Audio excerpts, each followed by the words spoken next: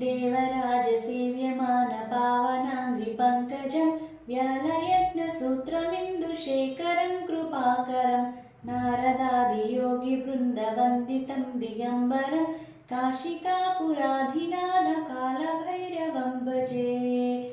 भानुकोटिभास्वरं भवाब्धितारकं परं नीलकण्ठमिस्मिताब्धदायकं त्रिलोचनं कालकालमम्बुजाक्षमक्षशूलमक्षरं काशिकापुराधिनाथकालभैरवं भजे।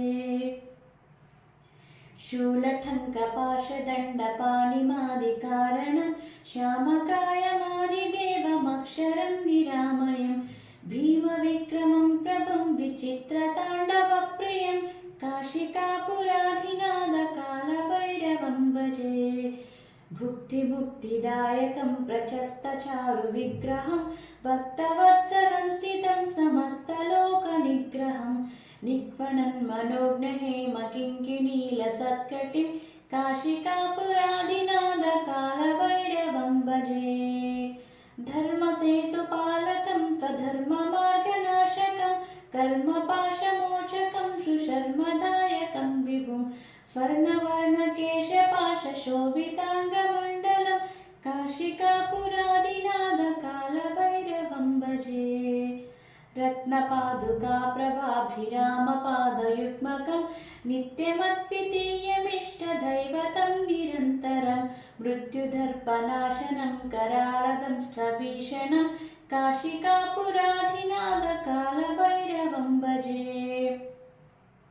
अट्टहासभिन्नपद्मजाण्डकोशसन्ततिं दृष्टिपातनष्टपापजालमुग्रनाशनम् अष्टसिद्धिदायकं कपालमालिकाधरं काशिकापुराधिनाथकालभैरवं भजे। भूतसङ्गनायकं विशालकीर्तिदायकं काशीवासिलोकपुण्यपापशोधकं विभुं नीतिमार्गकोविदं पुरातनं जगत्प्रभुं काशिकापुराधिनाथकालभैरवं भजे। कालभैरवाष्टकं पठन्ति ये मनोहरं ज्ञानमुक्तिसाधनं विचित्रपुण्यवर्धनं शोकमोहदैन्यलोभकोपतापनाशनं ते प्रयान्ति कालभैरवाङ्घ्रिसन्निधिं ध्रुवम्।